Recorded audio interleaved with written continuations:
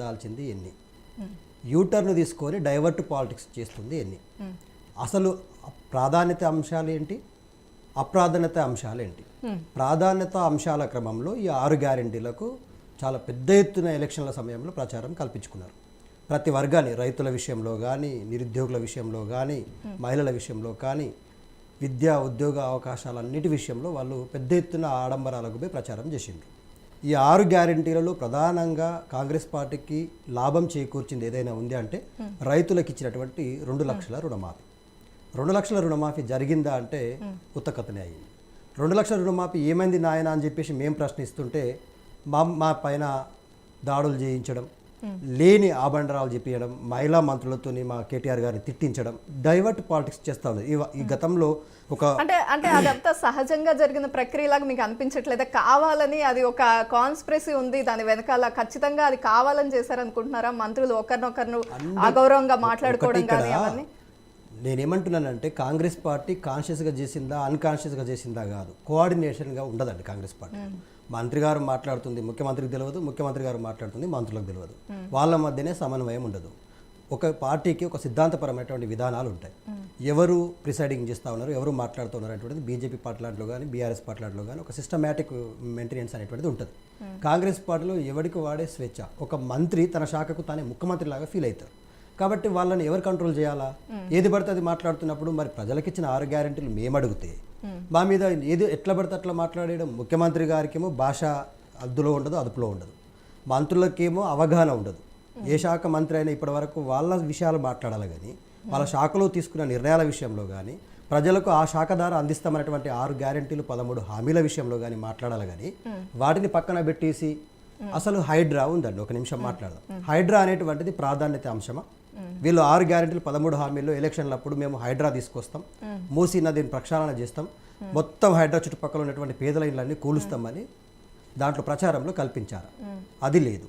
Plus Lagacherla విషయంలో కానీ, పోలేపల్లి విషయంలో కానీ, హక్కింపట్లో కానీ ఏవైతే రైతుల యొక్క భూములు బలవంతంగా లాక్కోవడం కోసం గజెట్ విడుదల చేశారు జూలై 26 తారీఖు నాడు, ఆ గజెట్ విషయంలో కూడా మొన్న లెఫ్ట్ పార్టీలన్నీ కలిసి వెళ్ళి అడిగితే కాదు అది ఫార్మా కంపెనీ కోసం తీస్తలేం మేము ల్యాండ్, ఇండస్ట్రియల్ కారిడార్ డెవలప్ చేస్తున్నామని చెప్పేసి యూటర్న్ పాలిటిక్స్ చేస్తాం.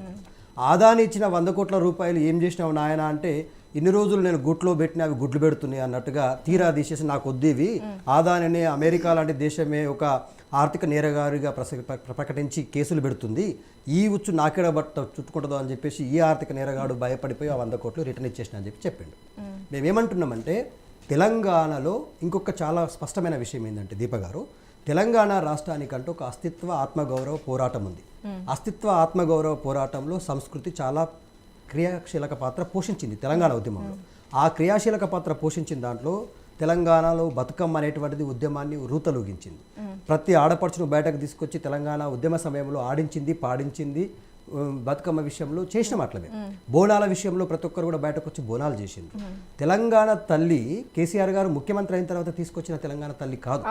6 గ్యారెంటీలు 13 హామీలతో పాటు మేము తెలంగాణ రాష్ట్రంలో ఉన్నటువంటి చిన్నారుని మారుస్తాం, తెలంగాణ రాష్ట్రంలో సంస్కృతి సాంప్రదాయాలకు ప్రత్యేకమైన తెలంగాణ తల్లిని మారుస్తామని వీళ్ళు ఎన్నికల మేనిఫెస్టోలో పెట్టి రాలేదు కదా.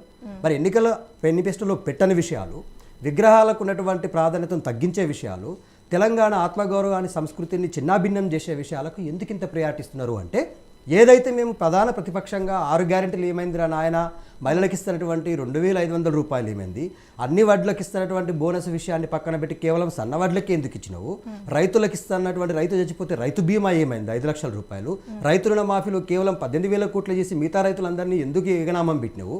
సో రైతు ఎక్కడికైనా వెళ్ళి అడుగుదాం, రైతులను ఎందుకు ఇంత ఇబ్బంది పెడుతున్నావు, రైతులను మోసం చేస్తేవా. సంవత్సర కాలంలోని మొదటి సంవత్సరంలోనే 2 లక్షల ఉద్యోగాలు భర్తీ చేస్తా అంటివి. తీరా మొత్తం లెక్కగట్టి తీస్తే నువ్వు అధికారంలోకి వచ్చిన తర్వాత ఇచ్చినటువంటి నోటిఫికేషన్లో నీ సొంతం కాంగ్రెస్ పార్టీ నోటిఫికేషన్లు కేవలం 12,000 ఉద్యోగాలవి.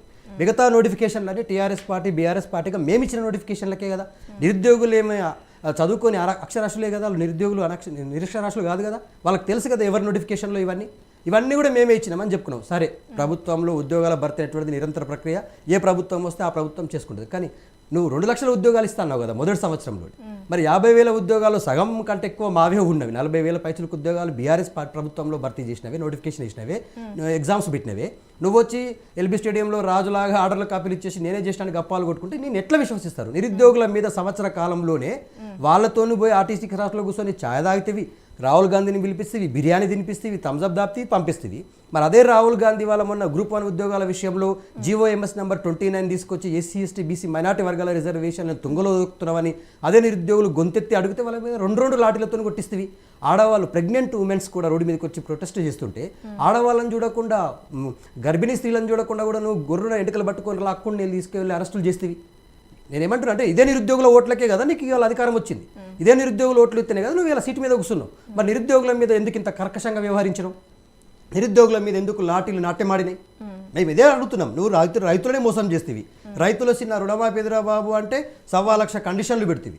ఇంకొకటి వీళ్ళ 6 గ్యారెంటీలు 13 హామీలు అమలు చేయడం కోసం 1,15,00,000 అప్లికేషన్ ఫాములు తీసుకున్నారు. మేము అభయహస్తం పేరు మీద మీరు అప్లికేషన్లు ఇవ్వండి అంటే పాపం రైతులు, ప్రజలు, మహిళలు ఉరుకుతో పోయి అన్ని మండల ఆఫీసులో, గ్రామ పంచాయతీలలో అప్లికేషన్లు ఫిలప్ చేసి మొత్తం ఆధార్ కార్డులు జిరాక్సులు పెట్టి సబ్మిషన్ చేస్తే అప్లికేషన్ ఫామ్లు ఏమైనాయో ఇప్పటి వరకు వాటిని కంప్యూటరీకరణ చేయలేదు. ఎంతమంది అప్లై చేసుకున్నారు, ఎంతమంది అర్హులు, ఎంతమంది అనర్హులు తేల్చకపోతేవి. 500 రూపాయల గ్యాస్ సిలిండర్ గాలికే వదిలేస్తేవి. 2,500 రూపాయలు ఊసేలేదు. ప్లస్ ఏదైతే ఉచిత కరెంట్ 200 యూనిట్లు అన్నావో దీనికి పత్తా లేదు, జాడా లేదు. ఇక నువ్వు ఏమి 6 గ్యారెంటీలు అమలు చేసినావు? పోనీ వృద్ధులు, వికలాంగులు ఏమైనా తప్పు చేసిరని పాపం వాళ్ళు నువ్వు 2,000 రూపాయలు ఉన్న పెన్షన్ 4,000 చేస్తామని ఆశపడి ఓటేసినందుకని వాళ్ళని మోసం చేస్తున్నావు. వికలాంగులకు 6,000 రూపాయలు ఇస్తాని అబద్ధపు హామీలు ఇచ్చి వాళ్ళని మోసం చేసినందుకని వాళ్ళు ఏం పాపం చేసిరు? పాపం వృద్ధులు, వికలాంగులు వాళ్ళే ఊసురు ఎందుకు తీసుకుంటున్నావు? వాళ్ళని ఎందుకు గోసబుచ్చుతున్నావు? నువ్వు అసలైన కేసీఆర్ ఇచ్చిందైనా కూడా 2 నెలల పెన్షన్లు ఎత్తేస్తేవి, ఎగ్గొడుతీవి. ఇంత అన్యాయం చేస్తున్నావు అని చెప్పి మేము ప్రశ్నిస్తే తీసుకుపోయి తెలంగాణ తల్లి రూపురేఖలు మారుస్తా, తెలంగాణ తల్లికి కిరీటం ఎందుకు, తెలంగాణ తల్లికి వడ్డాలం ఎందుకు, తెలంగాణ తల్లి కాళ్ళకు కడియాలు ఎందుకు? గిదా అండి నాకు అర్థం కాదు. తెలంగాణ తల్లి పేరు మీద రాజకీయాలు చేసేది. ఎన్నికల మేనిఫెస్టోలో పెట్టలే కదా నేను అధికారంలోకి వస్తే తెలంగాణ తల్లిని మారుస్తాను. అటువంటి విషయాలన్నీ మేనిఫెస్టోలో ఉండవండి. అవునండి, మేనిఫెస్టోలో ఉండనప్పుడు నేనేమంటున్నా, నీకు ఉద్యమ చరిత్ర తెలిసిన నాయకుడివే అయితే, తెలంగాణ ఉద్యమంలో పాల్గొన్న నాయకుడివే నువ్వు ముఖ్యమంత్రి అయ్యుంటే నీకు తెలంగాణ భావజాలం మీద, తెలంగాణ ఆత్మగౌరవం మీద, తెలంగాణ సంస్కృతి మీద గౌరవం ఉండేది. నీకు నువ్వు తెలంగాణ ఉద్యమంలో ఏనాడు పాల్గొనలేదు కదా మిస్టర్ ముఖ్యమంత్రి రేవంత్ రెడ్డి గారు. ఎందుకు అగౌరవపరుస్తున్నారని మీకు ఎందుకు అనిపిస్తుంది? అవగౌరవపరచకపోతే ఏంటండి? ఇప్పుడు మేమేమంటున్నా అంటే తల్లి ఎవరికైనా తల్లి. ఉద్యమాల సమయంలో మనం తల్లిగా భావించాలంటే తల్లికున్న గాజులు తీసేస్తా, తల్లికున్నటువంటి కిరీటం తీసేస్తా, వడ్డానం తీసేస్తా, సాధారణ మహిళలాగా పెడతా, మీరు మొక్కాలా అని చెప్పి పూజించాలా, ఈమెనే తెలంగాణ తల్లి అని నేను గజెట్ విడుదల చేస్తున్నా, మీరు బేషరతుగా ఈమెనే మొక్కాలా అంటే ఎట్లా మొక్కుతారండి? ఎట్లా గౌరవిస్తారు? నేనేమంటున్నా అంటే మా తెలంగాణ ప్రాంతంలో పొలిమేరల్లో మైసమ్మ ఉంటుంది. కట్ట మైసమ్మ, పొలిమేర మైసమ్మ, ఊర్లో ఉండేటువంటి మైసమ్మ, ఇట్లా ఊర్లలో మైసమ్మ, పోలేరమ్మ, పోషమ్మ అని పూజలు చేసుకుంటాం. ఏ తల్లినైనా కూడా విగ్రహాల రూపంలో కానీ చిత్రపటాల రూపంలో చూసినప్పుడు ఆమెకు కిరీటం పెడతాం, చేతిలో శూలం పెడతారు, లేకపోతే ఇంకేదో పెడతారు, గౌరవించుకుంటారు. ఉగ్ర రూపంలో ఉంటే ఉగ్ర రూపానికి సంబంధించింది పెడతారు, వేరే రూపంలో ఉన్నప్పుడు వేరే రూపంలో పెడతారు. పోనీ బతుకమ్మ ఏం పాపం చేసిందండి? తెలంగాణ తల్లులు ఆడపడుచులకు ప్రతీక అయిన బతుకమ్మని ఎందుకు నువ్వు తెలంగాణ తల్లి చేతుల్లోంచి తీసేసినావు? బతుకమ్మ తెలంగాణ తల్లికి భారమైందా?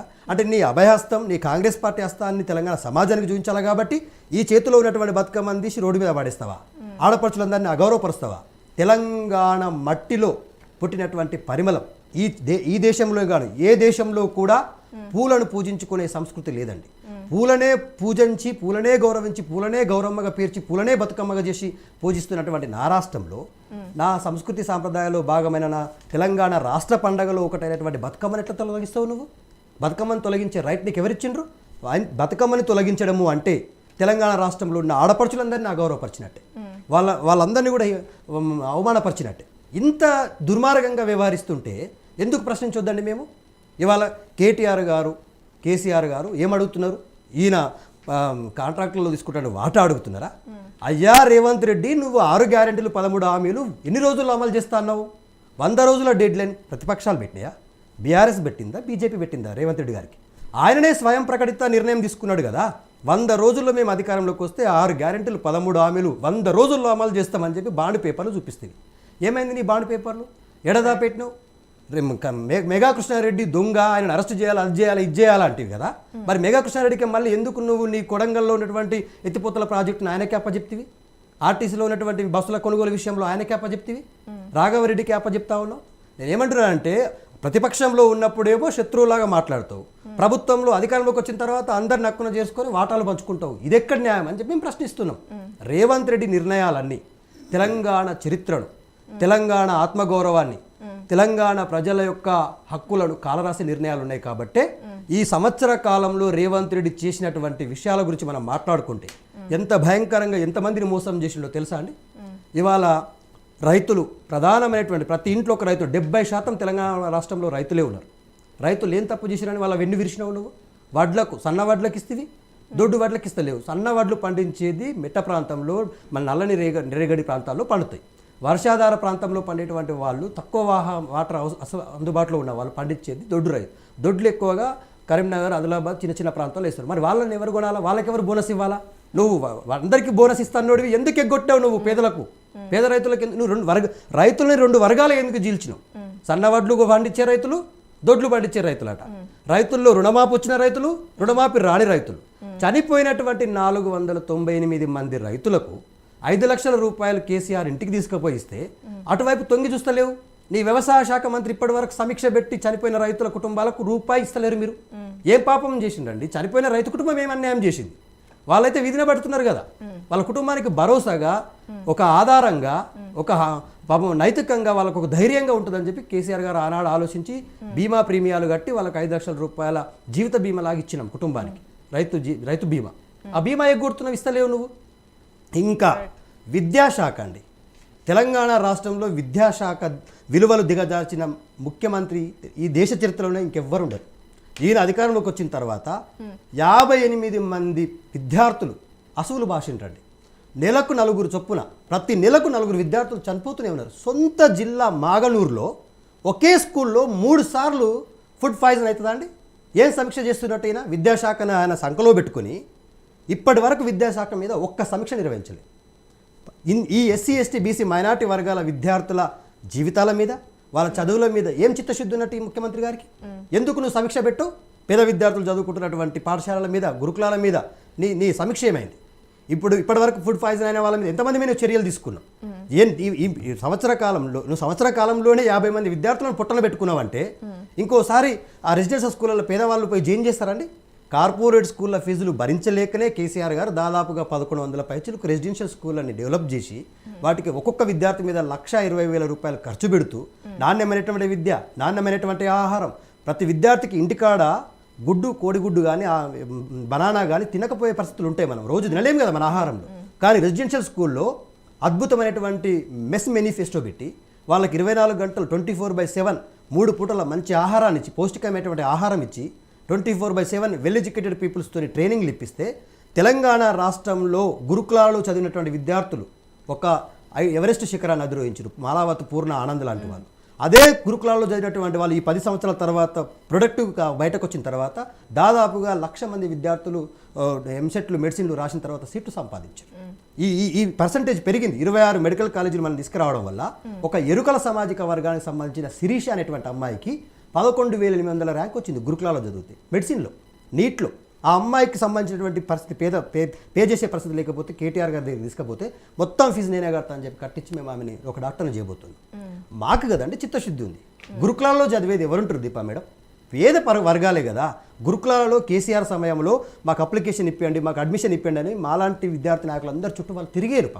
పార్టీ నాయకులను పట్టుకొని అడిగేవాళ్ళు. సార్ మల్లయ్య భట్ గారిని అడిగేవాళ్ళు, ఆర్ఎస్ ప్రవీణ్ కుమార్ని కలిపి అడిగేవాళ్ళు, క్యూలో ఉండేవాళ్ళు. సార్ మా పిల్లలకి అడ్మిషన్ అండి, మా పిల్లలకి అడ్మిషన్ అండి గురుకులాల్లో. నువ్వు వచ్చిన తర్వాత పిట్టల్లాగా పిల్లలు చచ్చిపోతుంటే ఎవరన్నా చేరుస్తారా అండి దాంట్లో? ఎందుకు అంటే నీకు ఎస్సీ ఎస్టీ బీసీ మైనార్టీ వర్గాల మీద ప్రేమ లేదు. అధికారం వచ్చేదాకా అధికారం మల్లన్న, అధికారం పోయిన తర్వాత బోడి మల్లన్న. వాడుకొని వదిలేసుట్లో రేవంత్ రెడ్డి అంత దిట్టు ఇంకెవ్వడు లేడు. ఈ వర్గాన్ని మోసం చేసినట్టే కదండి. ఈ వర్గాల విద్యార్థులకు అన్యాయం చేస్తున్నాం, ఈ వర్గాల కుటుంబాలకు సంబంధించినటువంటి రైతుల్ని మోసం చేస్తున్నాం, ఈ పేద వర్గాలకు సంబంధించినటువంటి మహిళలని మోసం చేస్తున్నాం.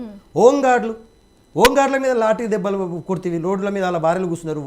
ఒకటే ఉద్యోగం, ఒకటే బెటాలియన్ అని చెప్పేసి ఎస్పీఎఫ్ వాళ్ళు ధర్నా చేస్తే మా భర్తలు ఎందుకు వారం రోజుల పాటు మా ముఖం చూడొద్దు అని చెప్పి భార్యలు వచ్చి, మా పిల్లలు ఎందుకు తల్లులను చూడొద్దు, మా కొడుకులు ఎందుకు తల్లులను చూడొద్దు అని చెప్పి పోలీస్ బెటాలియన్లో పనిచేసే వాళ్ళు రోడ్డు మీదకి వచ్చి ధర్నాలు చేస్తే వాళ్ళ 41 మందిని నువ్వు డిస్మిస్ చేసినావు సర్వీస్లోకి వెళ్ళి.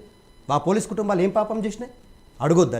నువ్వు ఇచ్చిన హామీయే కదా, నీ మేనిఫెస్టోలో పెట్టిన హామీనే వాళ్ళు అడుగుతున్నారు. యూనిఫామ్ ఫెసిలిటీస్ కానీ యూనిఫామ్ యూటిలిటీస్ కానీ మాకు వచ్చే సర్వీస్ రూల్స్ కానీ వీక్ ఆఫ్స్ కానీ సెలవులు కానీ మా తల్లిదండ్రులకు ఆరోగ్యం బాగాలేకపోతే చూస్తాం మెడికల్ వెసులుబాటు కానీ ఇవన్నీ కల్పించమని అంటే ససమీరా అని చెప్పి సస్పెండ్ చేస్తేవి ఇది ఎక్కడ దుర్మార్గమైన చర్య ప్రజాపాలన కాదు ఇది రాక్షస పాలనగా మారింది తెలంగాణ ప్రజలు సంవత్సర కాలంలో గోసపడ్డంతా హైదరాబాద్ని మేము విశ్వనగరం చేసినాం దీపా మేడం 10 yearsలో మా శ్రమ మా ముందు చూపు భవిష్యత్ తరాలకు హైదరాబాద్ ట్రాఫిక్ ఫ్రీ నగరంగా హైదరాబాద్ నగరాన్ని 24/7 పవర్ గ్రిడ్గా హైదరాబాద్ నగరాన్ని 24/7 ఫార్మా కంపెనీస్కి ఇండస్ట్రీస్కి ఇక్కడ ఉన్నటువంటి జనాభాకి తాగునీరు అందించడం కోసం మల్లన్న సాగర్ ద్వారా 50 TMC వాటర్ అందించిన హైదరాబాద్ అనేటువంటిది మేము కంటికి రెప్పలాగా కాపాడుకుంటే నువ్వు రావడమే హైదరాబాద్లో జరుగుతున్న డెవలప్మెంట్ మొత్తాన్ని ఓర్చలేక నీ గురువు చెప్పిండా మరి నీకు ఎవరైనా సమైక్యవాదులు చెప్పినా మాకు అర్థం కాదు ఎందుకు గులుస్తున్నావు నువ్వు పేదవాళ్ళ గుడిసెలు నువ్వు వాళ్ళకి ఫస్ట్ కంపెన్సేషన్ ఇప్పుడు పునరావాస చట్టం ప్రకారం వాళ్ళకి రావాల్సినటువంటి ఏ ఒక్క రూపాయి ఇవ్వకుండా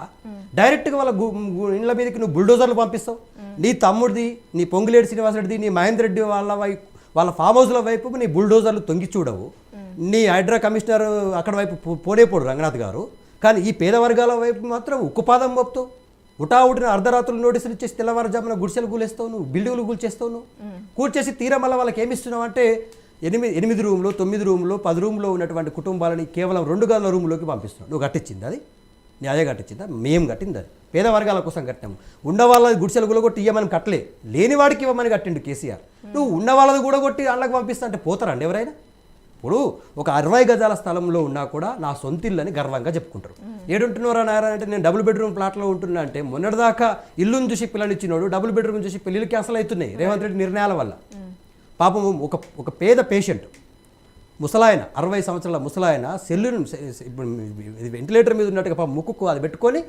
బయటకు వచ్చిండు గుడిసె కూలిపెచ్చేసరికి జీవించే హక్కును హరిస్తా ఉన్నాడు మహిళల హక్కులు ఉంటాయి దాంట్లో ఆడపిల్లలు ఉంటారు ప్యూబర్టీ అయిన వాళ్ళు పాపం పెళ్ళిడికి వచ్చిన ఆడపిల్లలు ఉంటారు ఆడపిల్లని వీధిన పడిస్తే కదా ఇల్లు కూడా కొట్టి వృద్ధులను కూడా రోడ్డు మీద పడిస్తే వృద్ధులకంటూ హక్కులు ఉంటావా జీవించే హక్కు ఉండదా వాళ్ళని గుడిసెలేని వాళ్ళని చేస్తావా నువ్వు ఇల్లు కూడా కొట్టి ఆడవాళ్ళు ఉంటారు వృద్ధులు ఉంటారు మహిళలు ఉంటారు చిన్నపిల్లలు ఉంటారు స్కూల్కి పోయే పిల్లలు బ్యాగులు పట్టుకొని వచ్చి బోరు నేడుస్తున్నారు కదా మేడం అయ్యా రేవంత్ రెడ్డి మేమేం పాపం చేసినాం అయ్యా మేము ఉండే ఇల్లు కూడా కొడుతుంది అని చెప్పేసి బోరున విలపిస్తున్నారు కదా పిల్లలు నిన్ను ముఖ్యమంత్రిని చేసుకుంటే మేము గుడిలేని పక్షులను కావడం కోసం చేసుకున్నామా ఈ వర్గాలన్నీ వాళ్ళ బాధపడతా ఉన్నాయి ఈయన వచ్చిన తర్వాత ఒక్క సంక్షేమం కూడా రాలేదండి ఒక్క ఉచిత బస్సు తప్ప ఒక్కటి కూడా నెరవేర్చలేదు కాబట్టే ఈ సంవత్సరం మొత్తం కూడా తెలంగాణ ప్రజలను కన్నీటికి కడుపుకోతలకు మానసిక వేదనలకు రోదనలకు కారణమైంది కాబట్టి రేవంత్ రెడ్డి యొక్క గ్రాఫ్ ఇట్లా ఉండే 6 గ్యారెంటీలు ఇచ్చినప్పుడు ఇప్పుడు అట్టడుగు స్థాయికి దిగజారిపోయింది దాని ఇన్ఫ్యాక్ట్ మహారాష్ట్రలో పోయి ప్రచారం చేస్తే ఒక్క నియోజకవర్గంలో ఆయన ప్రచారం చేసిన దాంట్లో గెలవలేదు